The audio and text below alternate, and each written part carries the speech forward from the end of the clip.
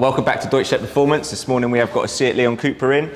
We are fitting a Sach Performance clutch. Now this customer wants to push a little bit more power, so he's gone for the uprated clutch. So what we're going to do is we're going to get the gearbox out and pull the clutch out. You're going to see it all anyway.